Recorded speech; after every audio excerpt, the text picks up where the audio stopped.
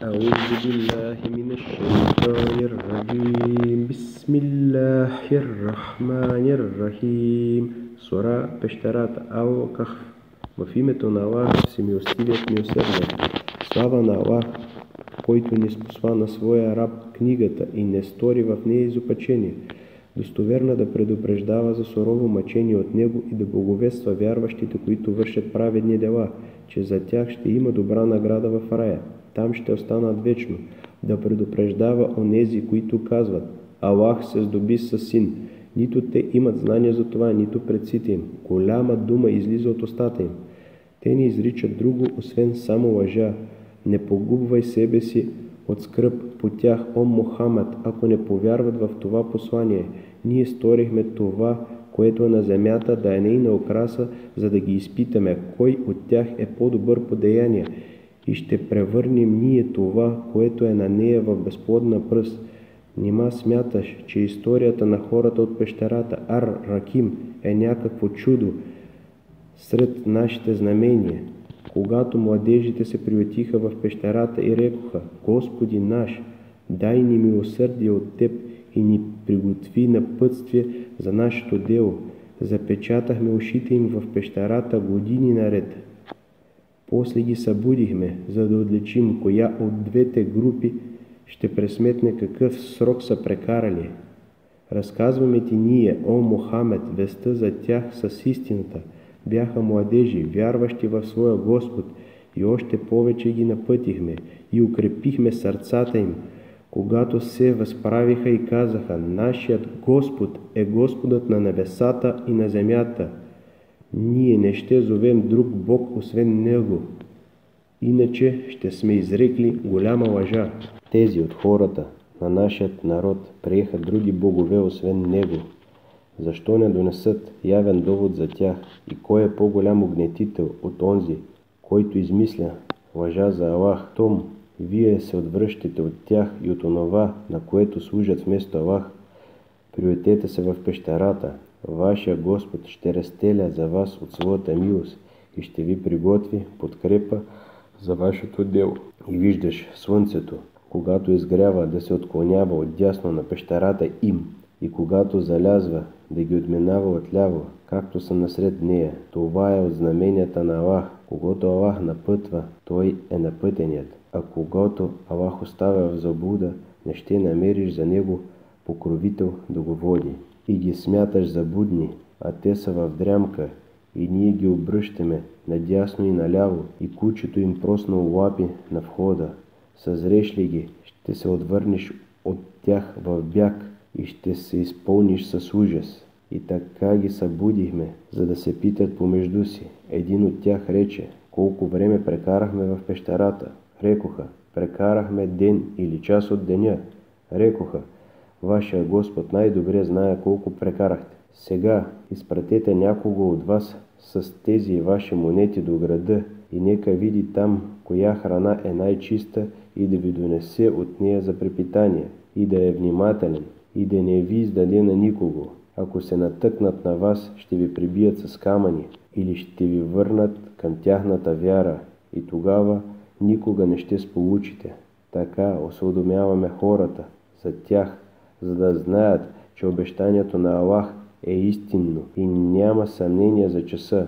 Когато хората заспориха помежду си за тях, едни рекоха: Построите над тях постройка, техния Господ най-добре ги знае. А онези, които надвиха в спора, казаха: Да направим храм над тях. Ще кажат някои: 3 са, 4-то е кучето им. И ще кажат други: 5 са, 6-то е кучето им, в догадка за неведомото. И ще кажат още: 7 са, 8-то е кучето. Кажи, о Мухамед, моя Господ най-добре знае техният брой. Знаят това само малцина и не спори относно тях, освен за ясно казаното. И не се допитвай за тях до никого. И за нищо не казвай: Ще свърша това утре, без да добавиш: Само ако Аллах пожелая. Изпомни си твоя Господ, ако забравиш, и кажи: Дано моят Господ ме насочи още по-близо до правия път. И прекарали в пещерата си 300 години и още 9. Кажи, Аллах най-добре знае колко са прекарали. Негово е неведомото на небесата и на земята. Как добре той вижда всичко и чува. Нямат те друг покровител освен него. В неговото владение никой не му е съдружник. И чети, о Мухамед, онова, което ти бе разкрито от книгата на твоят Господ. Никой не ще подмени неговите слова и не ще намериш убежище при друг, освен при него. И бъди търпелив заедно с онези, които зоват своя Господ сутрин и вечер, искайки неговият лик, и не отмествай очи от тях, въжелавайки украсата на земния живот, и не се подчинявай на онзи, чието сърце оставяме да нахае за нашето споменаване, и той следва страстите си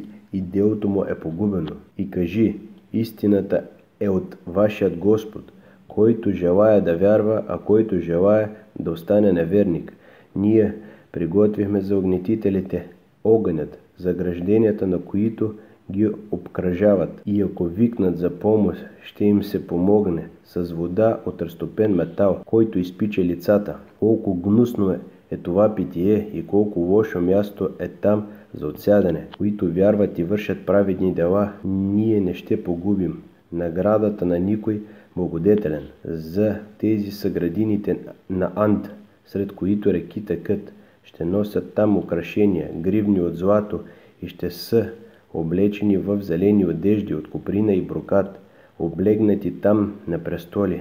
Колко хубаво е за въздаяние и колко прекрасно място е там за отсядане. И им дай пример. С двама мъже направихме за единия от тях 2 градини с грозде, които обградихме с палми и пръснахме помежду им посеби. И 2 градини даряваха своите плодове, без да се погуби нищо от тях, и сторихме река да бликне от 2. И имаше той плодове и каза на своят другар, говорейки с него, аз имам по-голямо богатство от теб и повече хора. И влезе в своята градина, угнетявайки себе си, каза, не мисля, че това някога ще изчезне, и не мисля, че часът ще настъпи, а дори да бъда върнат при моя Господ, там имам по-добро място за връщане, отколкото тук. Неговият другар, говорейки с него, му рече, нима не вярваш в онзи, който те сътвори от пръст и после от частица сперма, после те направи мъж. Ала за мен той е Аллах, моят Господ, и не съдружавам никого с моя Господ. И защо, когато влезна в своята градина, ти не рече, това е, което Аллах пожела. Силата е само от Аллах, въпреки че ме виждаш с по-малко богатство и дела от теб. Моя Господ може да ми даде по-добра от твоята градина и да прати върху нея напаст от небето, да се окаже тя безплодна пръст или вода и да потъне на дъното, и ти не ще си в състояние да я извадиш. И плодовете му бяха погубени, и започна той да кърши ръце по онова, което е похарчил за нея, а тя е рухнала до основи, и рече, о, да не бях съдружавал никого с моя Господ, и нямаше той хора, които да го защитат от Аллах, нито сам се защити. Там закрилата от Аллах истинния, при него е най-доброто въздаяние и при него е най-добрия завършек. И им дай за пример земния живот, подобен на вода, която сме излели от небето, и с нея изникват растения по земята и после изсъхват, и ветровете ги разпиляват. Аллах за всяко нещо има сила. Имотите и делата са украсата на земния живот, но непреходните праведни дела са най-доброто за въздаяние при твоя Господ и са най-доброто за надеждата. Помнете, денят, в който ще раздвижим планините и ще видиш земята оголена, и ще ги съберем тварите и не ще пропуснем никого от тях, и ще бъдат представени на твоя Господ в редици. Ето, дойдохте при нас, както ви сътворихме първия път, а твърдяхте, че ние никога не ще ви срещнем и ще бъде изложена книгата на делата. Тогава ще видиш скъперниците в уплах от онова, което е в нея и ще кажат: о, горкони, каква е тази книга, която не пропуска нищо, нито малко, нито голямо, без да го пресметне, и ще намерят пред себе си всичко, което са вършили. Твоя Господ никого не угнетява. И когато рекохме на ангелите: сведете чела пред Адам, те се поклониха, освен Иблис. Той бе от джиновете и не послуша повелята на своя Господ. Нима него и потомството му ще приемете за покровители вместо мен, а те са ваш враг. Колко лошо е за угнетителите тази замяна. Не ги сторих аз свидетели при сътворяването на небесата и на земята, нито при сътворяването на тях самите, нито приемам аз заблуждаващите за потомци в деня, когато той ще каже: призовете моите съдружници, за които твърдяхте, и ще ги призоват, но ще им откликнат, и ще сторим помежду им пропаст. И щом престъпниците видят огъня, ще се убедят, че ще попаднат в него и не ще намерят избавление оттам. И вече разяснихме за хора всякакви примери в този Коран, но най-много от всичко друго човек оспорва. И какво пречи на хората да повярват, когато им се яви напътствието, и да молят своя Господ за опрощение, или трябва да ги сполети съдбата на предците, или да дойде мъчението насреща им. Изпращаме ние, пратеници, само като боговестители и предупредители, и се стремят неверниците чрез лъжата да заличат истината и взимат за присмех моите знамения и онова, с което бяха предупреждавани.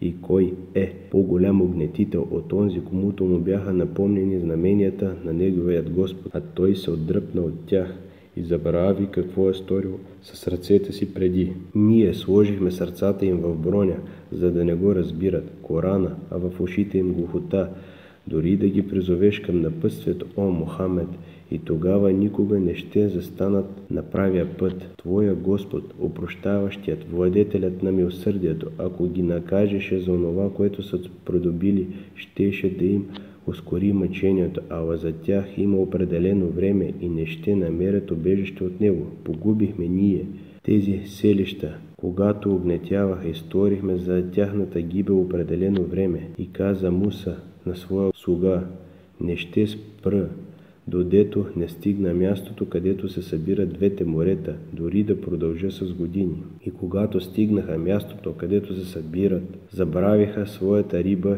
и тя пое пътя си, порейки морето. И когато се отдалечиха, той рече на слугата си: дай ни рибата за нашия обед.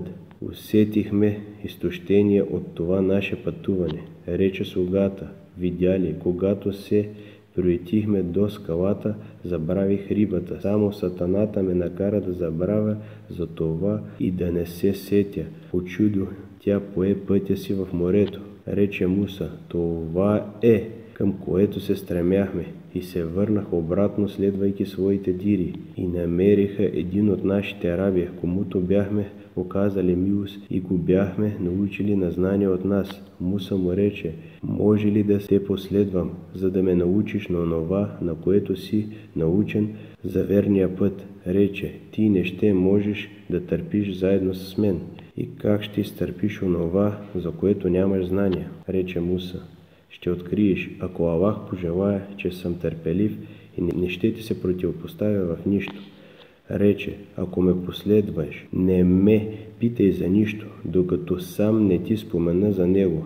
И тогава тръгнаха. Когато се качиха на кораба Ал-Хидр, го проби. Рече Муса: нима го проби, за да издавиш пътниците му?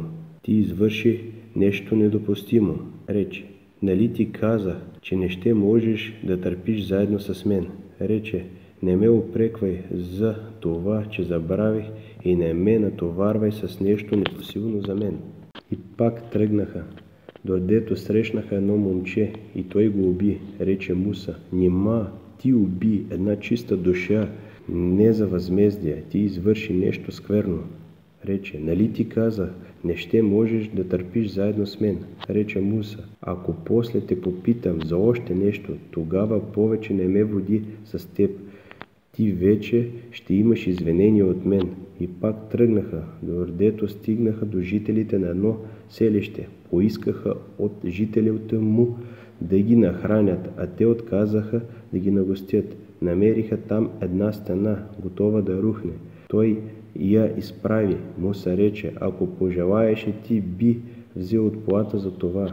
Рече, това е разделата между мен и теб. Ще ти съобщя тълкуването на това, за което не можа да изтърпиш. Относно кораба, той бе на бедняци, работещи в морето, и исках да го повредя, защото за тях имаше цар, който отнема на сила всеки кораб. А относно момчето, родителите му бяха вярващи и се опасявахме то да не ги въвлече в произвол и неверие. Искахме техният Господ да ги дари в замяна с по-добро и по чистота и по-милосърдно.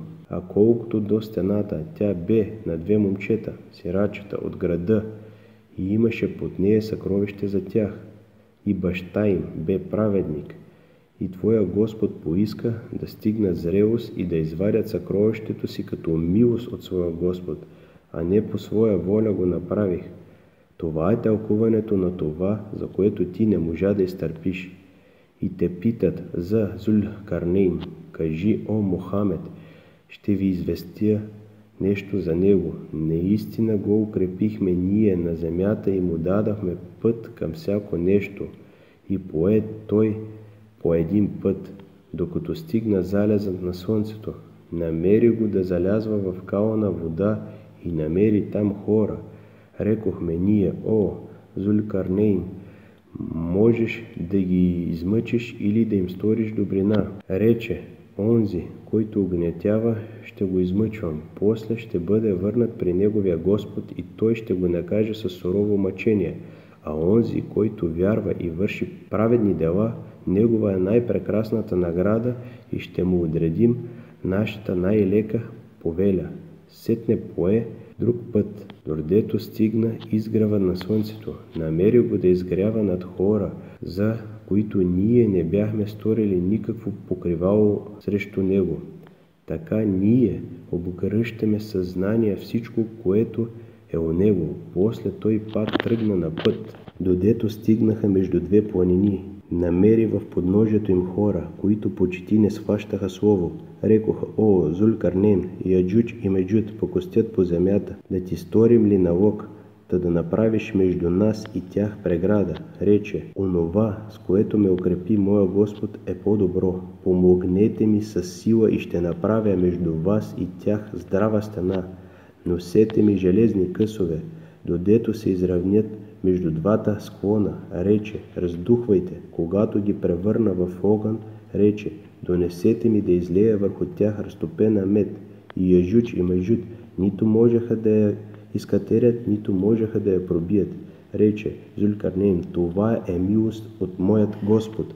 Но, когато дойде обещаното от моя Господ, той ще я превърне в руини. Обещаното на моя Господ е истинно. Тогава ние ще оставим едни от тях да се смесят с другите хора и ще се протреби с рога и всички ще ги съберем. В този ден наяве ще покажем ада на неверниците, на онези, върху чието очи има покривало пред моето непомняне и не могат да чуят.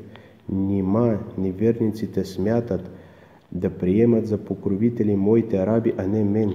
Ние подготвихме ада за обиталище на неверниците. Кажи, о Мохамед, да ви известим ли за най-губещите подеяния, онези, чието старания в земния живот се погубва, а те си мислят, че вършат добро дело. Те са онези, които отхвърлят знаменията на своя Господ и срещата с Него. Техните деяния се провалиха и не ще им отдадем тежест в деня на Възкресението. Това е възмездието за тях. Адът, защото отхвърлиха и се подиграваха с моите знамения и с моите пратеници. А онези, които вярват и вършат праведни дела, техни ще са градините на Фирдеус, прием от Аллах.